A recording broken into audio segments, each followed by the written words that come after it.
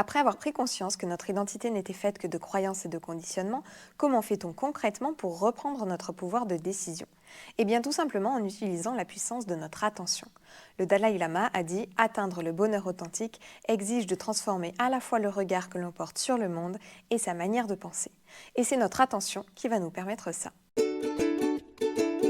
Notre attention est comme un muscle, elle ne demande qu'à être entraînée pour être mise à notre service. Et vous l'aurez compris, lorsque je dis notre, il ne s'agit pas de notre mental, mais de notre âme. Il s'agit donc de développer une sorte d'hygiène mentale qui te permettra de mettre fin aux pensées automatiques, involontaires et souvent compulsives, qui t'enfoncent plus qu'elles ne te soutiennent, et que nous appellerons les pensées nocives. Nos meilleurs ennemis ont souvent été nos meilleurs amis par le passé. C'est la même chose avec nos pensées. Aucune des pensées que nous alimentons n'a été créée par hasard. Elles ont toutes été ressources au moment de leur création. Dans la plupart des cas, pour donner du sens à quelque chose qui semblait ne pas en avoir au moment voulu. Le problème, c'est que souvent nous avons continué à les alimenter, qu'elles soient restées ressources ou qu'elles soient devenues obsolètes, voire nocives avec le temps. L'enjeu consiste donc à distinguer celles qui sont devenues nocives de celles qui continuent d'être des ressources et d'évaluer leur impact sur notre relation à la vie. Processus ô combien inconfortable pour notre ego, qui a au moins autant horreur de se remettre en question que de l'inconnu et qui se retrouve forcé d'admettre qu'il alimente depuis des années parfois des pensées nocives dont il va devoir se détacher au profit de nouvelles pensées. Ma pensée nocive numéro 1 a longtemps été vide merde. Je crois qu'elle a été créée à l'époque où on a découvert qu'une glande avait comme disparu sans raison du cerveau de ma fille de 2 ans et demi. Ma fille était malade, le resterait toute sa vie, et rien ni personne ne pouvait l'expliquer. À l'époque, ça n'avait aucun sens pour la jeune mère que j'étais. C'était juste injuste. Alors j'en ai trouvé un. C'était de la faute de la vie qui était merdique. À l'époque, vie de merde, en donnant du sens à cette maladie, m'a permis d'accepter l'inacceptable. Le problème, c'est que j'ai continué à alimenter cette pensée bien après avoir accepté la maladie de ma fille. Au début, elle est juste devenue obsolète. Puis, peu à peu, elle est devenue clairement nocive pour moi, ne me permettant plus de voir la vie autrement que comme merdique. Un célèbre maître et moine bouddhiste, dont je vais certainement écorcher le nom, Yungi Migyu Rinpoche, a dit: au final, la méditation revient à choisir entre l'inconfort de prendre conscience de nos souffrances mentales et l'inconfort d'être gouverné par elles. Vous l'aurez compris, la méditation, et plus particulièrement la méditation de pleine conscience, est l'un des meilleurs entraînements attentionnels à ce jour. Contrairement aux idées reçues, la méditation ne consiste ni à arrêter de penser, ni à faire le vide, ni à se couper du monde. C'est même tout le contraire, puisqu'il s'agit de prendre suffisamment de recul avec nos pensées pour les laisser continuer sans nous et nous relier davantage au monde. Nous ne sommes pas nos pensées. Nos pensées sont seulement des créations de notre mental. Pour mettre notre mental au service de notre âme, nous devons donc mettre nos pensées au service de notre âme. Et pour ça, la première étape consiste à arrêter de s'identifier à nos pensées.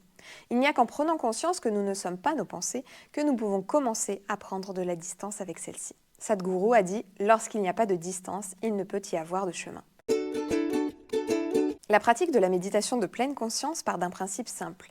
Là où je dirige mon attention, se dirige mon énergie.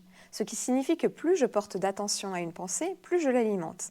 C'est le principe même des ruminations mentales qui contribuent au développement, à la persistance et à l'aggravation des symptômes dépressifs, tout comme la dépression contribue au développement, à la persistance et à l'aggravation des ruminations mentales. Lorsque l'on rumine, toute notre attention est focalisée sur une pensée en particulier. On ne perçoit plus le monde qu'à travers le prisme de cette pensée. Ainsi, lorsque je ruminais ma pensée nocive numéro 1, vie de merde, je n'étais plus capable de percevoir les bons côtés de la vie. Je ne percevais que les aspects merdiques de celle-ci. L'expression être perdu dans ses pensées est plutôt très représentative de cet état de dissociation d'avec le reste du monde. Lorsque notre attention est tout entière focalisée sur une pensée, nous sommes comme coupés du monde.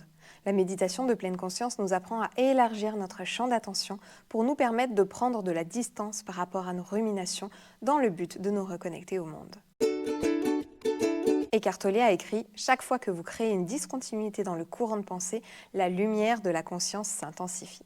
La méditation m'a permis de prendre conscience que vie de merde avait été créée pour donner du sens à un événement qui semblait ne pas en avoir, mais que cette pensée était devenue nocive pour moi. Elle m'a également permis de prendre conscience que je pouvais arrêter de l'alimenter en apprenant à défocaliser mon attention de celle-ci pour élargir mon champ d'attention à ce qui se passe au-delà de ce que je perçois à travers le prisme de cette pensée.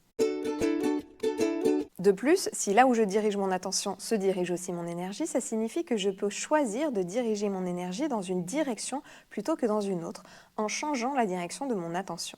La méditation, comme exercice attentionnel, consiste donc à s'entraîner à passer d'une attention réactionnelle, autrement dit, je ne décide de rien, je réagis juste à ce qui m'arrive de manière inconsciente et automatique, à une attention décisionnelle. Je décide de ce sur quoi je porte mon attention et donc mon énergie.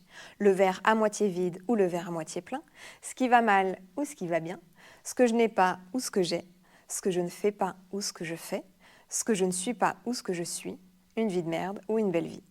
Et comme nos émotions découlent directement de nos pensées, décider des pensées sur lesquelles je veux porter mon attention en adoptant une attention décisionnelle me permet de décider des émotions que je veux ressentir plutôt que de laisser mes expériences me les imposer avec une attention réactionnelle. Après avoir pris conscience de nos pensées nocives, il s'agit donc de détourner notre attention de celles-ci pour cesser de les alimenter et avoir la possibilité d'alimenter des pensées davantage ressources pour nous. Et en cascade, en choisissant nos pensées, nous choisissons aussi notre état émotionnel. À savoir que nous sommes la seule espèce à pouvoir faire ça parce que la seule espèce à être dotée d'une conscience suffisamment développée pour le faire. Grâce à notre attention, nous avons donc le pouvoir de choisir à quel point notre environnement nous affecte. Walt Whitman a écrit « Rien d'extérieur à moi n'a de pouvoir sur moi. Il ne tient qu'à nous de le décider. Il est donc de notre responsabilité de créer la paix à l'intérieur de nous, quoi qu'il puisse se passer à l'extérieur. » Pour terminer, un peu d'humour, il s'agit d'une citation d'une auteure inconnue qui a écrit « Avant j'étais dépressive, puis je me suis mise à la méditation. Je suis toujours dépressive, mais aujourd'hui je m'en fous. » À la semaine prochaine et surtout n'oublie pas, prends soin de toi.